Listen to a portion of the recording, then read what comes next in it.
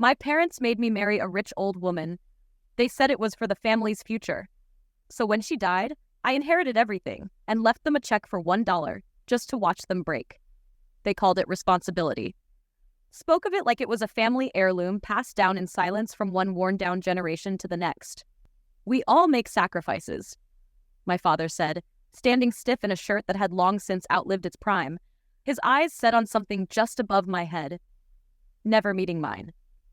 My mother, seated on the edge of the sofa like she was ready to spring up and flee if the truth got too loud, nodded along.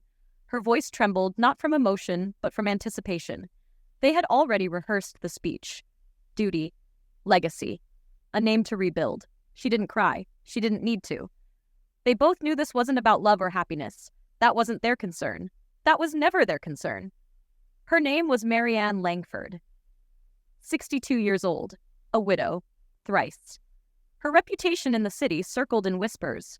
Money older than most buildings, estates that spanned beyond city borders, and a lawyer so sharp even the banks tread lightly around her contracts. She was not beautiful by the world's standards. Not anymore. But she carried herself like someone who understood that beauty had long since become irrelevant to her world. My parents called her our saving grace. Like she was a lighthouse they'd spotted from the wreckage of their self-inflicted storm. I was 21. College had been a dream deferred, not because of grades, but because of costs. Every time tuition came up, my father suddenly had car trouble, my mother needed new medication, and the roof always seemed to find a new place to leak. Dreams were a currency my family couldn't afford, but guilt was in abundance. They leveraged it like property. Do this for us, they said. You won't have to lift a finger again. The meeting was at her estate, Langford Manor, a monolith of cold stone and glass that rose from the ground like it had grown there. Her garden stretched so wide the horizon seemed to bend around it. A long black car came for me that morning. My father handed me a pressed suit still smelling faintly of mothballs. My mother adjusted my collar like she was dressing a mannequin. No one asked if I wanted this. Want? Wasn't part of the equation. When the doors opened and I saw her, she did not smile like a woman pleased with her purchase. She studied me like a painting she had already paid for, unsure if it was truly worth the price. Marianne was graceful in movement but carried a quiet weight behind every glance, as if time had taught her to watch before she spoke. She didn't ask me to love her. She didn't pretend it was romantic.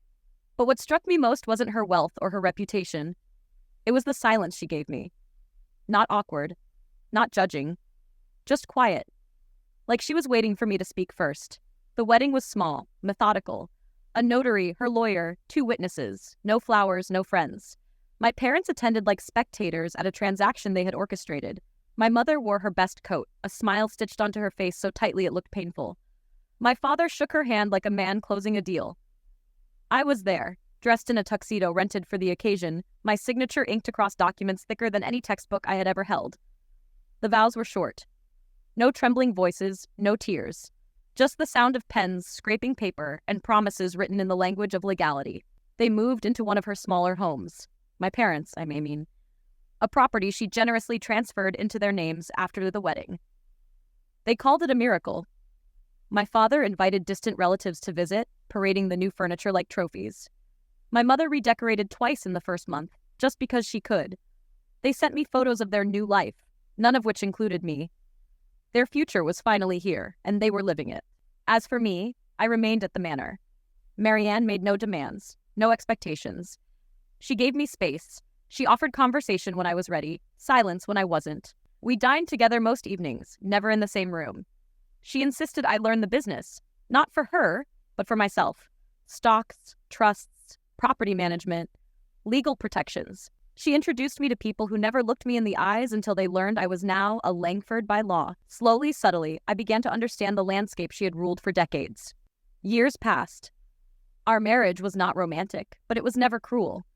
In her own way, she respected me, perhaps more than anyone else ever had. We didn't share a bed, never pretended to, but we shared stories. She told me about her childhood during difficult winters, about her first husband and how quickly wealth changed him. She spoke rarely of love, often of betrayal. She never mentioned her family. I never asked why. Then one morning, I found her in the reading room. Still, peaceful, A book closed on her lap, her head tilted gently to one side as if sleep had crept in without warning. There was no panic, no chaos. Just the hush of a life well managed meeting its end. The staff followed procedures. The lawyer came within the hour. The will was unambiguous. Everything, every account, every property, every share and trust passed to me. Not a word about my parents. Not even a nod. Her lawyer looked up after reading the final page, surprised but not confused. She had made her choice long before the ink had dried. The manor, the business, the estate on the lake, the apartment in the city she hadn't visited in years. All mine. I didn't contact my parents immediately. I waited. Waited for the phone call, for the voicemail, for the knock on the door. It came 5 days after the funeral, my father's voice brittle with practiced grief. "We heard. Just wanted to see how you're holding up, son." No mention of her name, but no condolences. Just silence followed by a hesitant, "Is there anything left for us to handle?" I told them I'd mail them something. And I did. A check, $1, printed cleanly, mailed in a velvet-lined envelope that matched the invitations from their wedding anniversary party they'd thrown last year, an event I hadn't been invited to. I included a note, handwritten sharp. "Here's your share of the future you sold me for."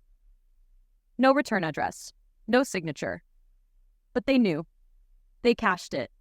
The bank confirmed it. $1 withdrawn from the account they never thought I'd control. I imagine my father's hand trembled as he slid it into the ATM, not from guilt, but from disbelief. That this was all he'd get. That the boy they pawned off had outplayed them at their own game. I haven't heard from them since. Not a word. Not a message. But I know they talk about it. About me. About how close they were. How they should have gotten more. The inheritance they counted on never came. And the house they live in, hers once, is no longer in their name. The transfer had a clause. A quiet expiration buried in legal jargon. They missed the fine print. They now rent what they once boasted of owning. 2 weeks after the check cleared, silence wrapped itself around my life like a curtain drawn mid-performance. I didn't expect celebration. I didn't want confrontation. I wanted exactly what I got, distance. And in that distance, I began to move. Langford Holdings had been under Marianne's control for nearly 3 decades.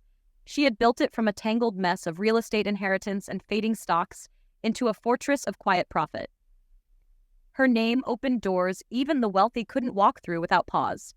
Now that name belonged to me, not just legally, but as a symbol. People stared. Whispers followed me into boardrooms and across polished marble halls. No one said it out loud, but I knew what they were thinking. How did someone like him end up with all of that? At first, I kept the staff. Every cleaner, every gardener, every assistant. She had trusted them, and I honored that. But trust doesn't survive long under scrutiny. I noticed hesitation in their movements, polite stiffness that grew sharper after her passing. One by one, the masks slipped. Conversations paused when I entered. Decisions made behind my back began piling into my inbox disguised as routine memos. I read every one. I learned quickly which smiles meant obedience and which meant opportunism. Within 6 months, only 4 remained. People who understood the difference between loyalty and dependency. I never told anyone why I fired the others. I didn't need to. They understood. In this world, silence was sharper than accusation. The city viewed me differently now. Invitations flooded in. Charity galas. Private auctions. High-floor meetings where men in crisp suits tried to speak casually, dropping names like weights, trying to anchor me in their circles. I played along. I smiled when necessary. I wore tailored suits stitched with discretion. They wanted the new Langford to be personable, manageable, predictable. But I wasn't here to be shaped. I was here to watch. It was during one of these events, an art unveiling hosted at a converted museum, that I met Colin Sandmere. Mid-40s. Clean, calculated, with a voice that never rose above a conversational hush. He was one of Marianne's former competitors, though he'd never admit it. His company, Sandmere Group, had hovered beneath hers like a shadow, trying to become real. He approached me with a drink in one hand and an introduction rehearsed to perfection. "Your late wife had an eye for structure," he said. "Unsentimental. Ruthless, some said, but never wrong." I nodded. She didn't build for applause, just results. He liked that. I could tell. People like Colin gravitate toward others who speak with detachment. It reminds them they're among equals. He tried to propose a partnership before the champagne had even been cleared. Masked as a joint venture. A development site downtown. He brought maps, data sheets, forecasts, all pre-prepared, as if my agreement was a formality he'd already written into his projections. I let him talk. I took the folder. I gave no answer. At home, I read every line, every clause, every projected margin, and then I ran my own numbers. His offer would have pulled profits from Langford Holdings without triggering legal concern, technically clean but structurally predatory. Marianne would have shredded it on sight. So I sent him a counter. A single-page proposal that gave him nothing but visibility. He could say he'd collaborated, but the deal itself remained under my control. Predictably, he never replied. But word spread. They realized I wasn't naive, that I wasn't a puppet in a suit passed down from a widow's closet. They backed off, slower than they approached, but with the same calculation. They began to realize something my parents never did. I was paying attention. In the meantime, the house echoed differently. Without her, the halls didn't feel hollow. They felt still. She had left behind no lingering perfume, no secret letters or diary entries, just clarity and space. I filled it with work. There was one room she never allowed anyone to clean, the north-facing study. During our marriage, the door remained shut. I assumed it was personal. Out of respect, I never asked. But now, as executor and inheritor, everything within those walls was mine to understand. I opened the door on a Wednesday morning just after sunrise. Dust lined the desk in a thin, even layer. The curtains remained drawn. The bookshelves were full. Rows of titles arranged with surgical neatness. Business law, finance, political histories. No fiction. The desk contained only 3 items: a locked drawer, a fountain pen, and a photograph. The photo showed her standing beside a young woman. Dark hair, serious expression. Same cheekbones. A daughter, perhaps. Or a niece. There was no label, no inscription. I searched the house, files, documents. Her will made no mention of children. No trusts set aside for family. Just me. Only me. But the drawer held more. When I finally found the key, taped beneath the bottom of her jewelry box, I returned to the study. Inside were 2 folders. One marked Langford Holdings Private. The other simply labeled Eleanor. Eleanor. That was the name written in cursive on the back of the photograph. I hadn't seen it before. It must have faded in certain light. The folder told a quiet story. Letters never sent. Bank statements for a private account she'd maintained outside of her corporation. Receipts for tuition payments. Health reports, all attached to one person. Eleanor. She had a daughter, but they were estranged. The letters revealed arguments about control, about inheritance, about identity. Eleanor had refused to take the Langford name, had insisted on building something of her own. Marianne didn't try to stop her, but she didn't support her either. Their final correspondence ended with 3 words written in her careful script. Your decision, goodbye. The folder ended there. No address. No closure. I didn't know why she'd kept it, or why she left everything to me instead. But it made sense now. Her silence wasn't emptiness. It was protection, from history, from regret. I placed the folder back exactly where I found it. Weeks passed. Business stabilized. The estate ran efficiently. People stopped asking questions. My name began to hold weight in conversations where hers once echoed. But beneath the surface, something shifted. I began investing differently, not just for profit, but for control. Land near the properties my parents now rented, buildings tied to companies that once ignored me. I wasn't buying power. I was surrounding it. Quietly. And I visited them, once. Not to speak. Just to see. They hadn't aged well. The home looked smaller. The yard untended. A car sat with a flat tire, as if maintenance had become negotiable. My father stepped outside without seeing me, walked to the mailbox in slippers, returned with nothing but flyers and bills. My mother stood in the window, arms crossed, watching him with something between disappointment and fatigue. There were no signs of joy, just survival. I left before they noticed. I didn't return, but I heard from someone else. A letter. Not typed. Handwritten. Slanted handwriting. Careful. Brief. It read, I know who you are. I know what she left you. You don't know the full story, but I'm willing to tell it. If you're willing to listen, E. No return address. Just a phone number. I called. The voice that answered was young, but not naive. Measured. Cautious. You read the folder? She asked. No introduction. No small talk. Yes, I said. Why now? Because I'm ready, she said. And because you're not who they said you'd become. Who said? She did. Before she died, she wrote me once more, told me what she did, said she hoped you'd be better than the rest. Silence followed. Then she added, I'm not after anything. I just want to meet, talk, once. I agreed. We met at a quiet restaurant 2 cities away. Neutral ground. She wore a blazer and jeans, hair tied back, eyes sharp. Not hostile, just focused. She looked like someone who'd spent years building her own armor. She told me everything.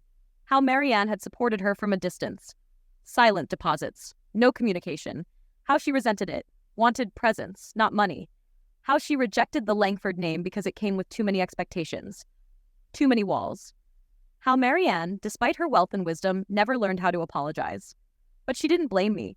In fact, she thanked me for handling the estate with grace, for not trying to erase her existence.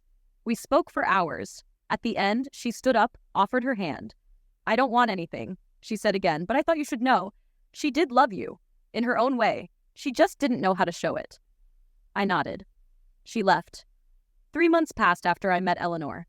We didn't speak again after that first meeting, but something about her stayed with me. It wasn't regret. It wasn't obligation. It was recognition. Since Marianne's passing, I felt like I'd seen a piece of her that no one else had. That mattered more than anything she left behind in marble, glass, or paper. Langford Holdings was stable, efficient, not just growing, but shaping. My strategies had pushed competitors out of quiet corners they'd long assumed were safe. I didn't bluff. I didn't gloat. I simply made sure that no one who once dismissed me would forget my name again. But the victories didn't thrill me. They were expected. I had inherited a system built to last. All I had to do was maintain control, and I did that with ease. That ease, though, came with its own kind of pressure. I began reviewing every asset tied to the estate, not just for value, but for legacy. Some things Marianne had kept for sentimental reasons. Old buildings in disrepair, family-owned businesses she refused to sell, land she never developed. I started to question what purpose they served now. Not everything that had meaning for her had meaning for me. And I didn't need to carry her shadow forever. So I made a decision. I drafted a plan to dissolve all non-essential holdings. Not to cash out, but to consolidate. Build something new. Something entirely mine. I kept only what was profitable, sustainable, or strategic. The rest, I gave away. Charities, local families with historical ties, community funds.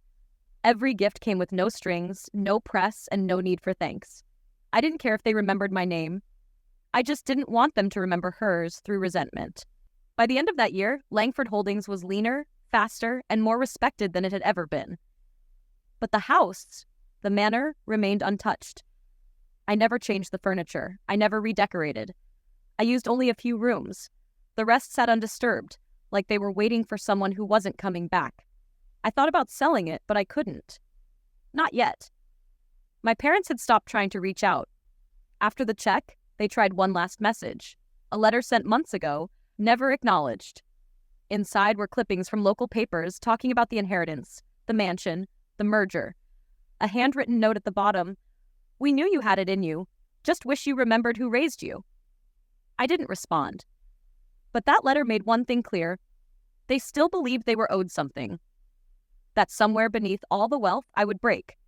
That guilt would pull me back. They were wrong. I waited until their lease ended. The clause Marianne had placed in their contract gave them exactly 2 years. After that, the property reverted to Langford Holdings, and I had no obligation to renew. A quiet eviction notice arrived with no ceremony, just legal formality. They had 60 days to leave. I didn't hear from them. On the 61st day, I drove past the house. Empty. No furniture, no lights, just silence. They hadn't left a trace. I asked no questions. I hired a crew the next day. The house was gutted. Renovated. Sold. The profit went directly into a housing grant set up in Marianne's name. Not as a tribute, but as irony. People who couldn't afford homes were now being helped by the woman who once lived like royalty. She would have approved. Not because it was noble, but because it was sharp. With the past severed cleanly, I took one final step. I called Eleanor again. I'm done, I said. It's yours if you want it. She was quiet, then asked, What are you giving me? Not money, not the company. The choice. I offered her the study. Everything inside. The letters. The account tied to her name. access to what her mother left behind in that drawer. Not to bind her to me, not to fix anything, but to give her the full picture. She came 2 days later, walked through the manor with steady steps, didn't linger, didn't ask questions. She found the study, sat at the desk, and stayed there for over an hour. When she left the room, she didn't speak of what she read. She simply walked past me in the hall and said, "She should have said it in person." I nodded. She didn't know how. "I know," Eleanor replied, "but she should have learned." That was all. We didn't meet again. I let the manor go after that. It was listed quietly, sold to a foundation that promised to preserve its architecture. I took only one item, a small bronze figurine from the study's shelf. A lion, crouched, silent, eyes forward. I didn't know why she kept it, but something about it felt final. I moved to the city, not to disappear, but to rebuild. A penthouse, nothing extravagant, designed with function, not flash. One assistant, no staff. I kept the business running, but let others handle the day-to-day. My name remained on the board, my influence stayed intact, but I no longer chased expansion. I didn't need to. With every thread tied, I wrote one final letter. To my parents, short, precise. I gave you a future, you traded it for comfort. You thought money was the end. You were wrong. I won't be sending another check. This is the last share you'll ever receive. Goodbye. I didn't sign it, didn't send a return address, but I knew they'd read it. Probably more than once. I imagined my father trying to twist the meaning into something redemptive. My mother likely wept, not from sorrow, but from the sudden realization that the door was sealed. And it was. I had no more to prove. No debts, no apologies, just the truth.